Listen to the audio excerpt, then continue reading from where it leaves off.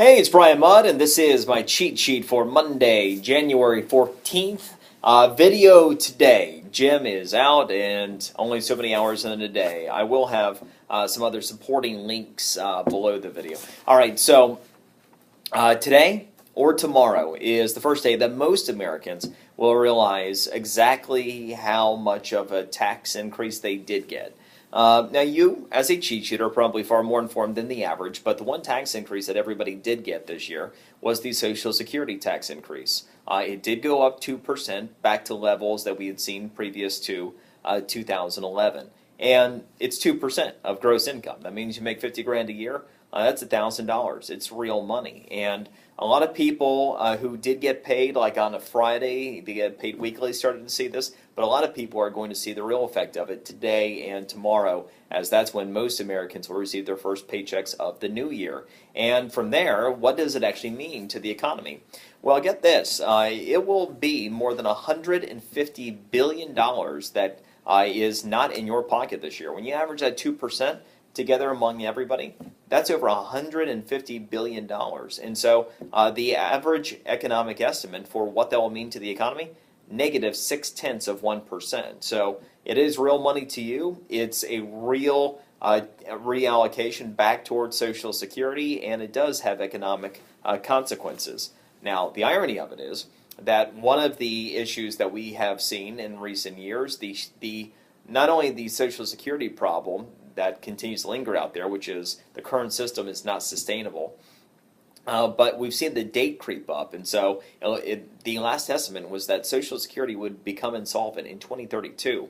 With the 2% tax increase towards Social Security, you actually should see that trend at least slow down, if not stop in its tracks, which means as far as Social Security goes, if you're 38 or older, the odds are that Social Security should be there for you mostly as promised. If you're under the age of 38, well, you've been lied to. And with that Social Security statement that you'll receive in January, it'll have a disclaimer before you get to the actual information that tells you in kind government language how you've been lied to and that they don't have the money to pay your Social Security benefits.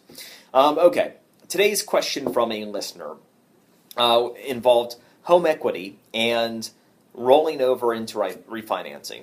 Gentleman has a line of credit, home equity line, and he's looking at refinancing that into a primary mortgage. And first of all, that's a good idea because you will receive almost certainly a lower interest rate with a primary mortgage at today's rates than having an existing line of credit out, a second line of credit. And that can be 2.5% difference with the averages right now, the way I'm looking at it in terms of the interest rate. So that in and of itself is a good move.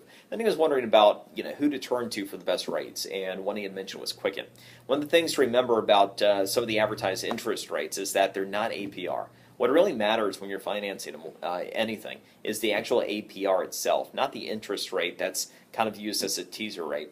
I was actually finding with Quicken on a refinance situation along the lines of what this gentleman described to be one of the more expensive options that were available in our area for doing this. I found 5 lenders that had rates that were at least 1% lower than the actual APR on the refinance through Quicken Loans. I'm going to have a link to a competitive search on Bankrate, and I also have a couple local recommendations for you.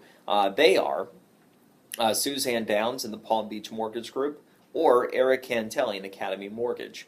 Both I have personal experience with, and oftentimes will offer very good products and very competitive rates. Although again, no guarantee. It's a moving marketplace. One day to the next, one company might not be as cheap as they were the day before, and somebody else might be a little bit cheaper. But pay attention to the APR.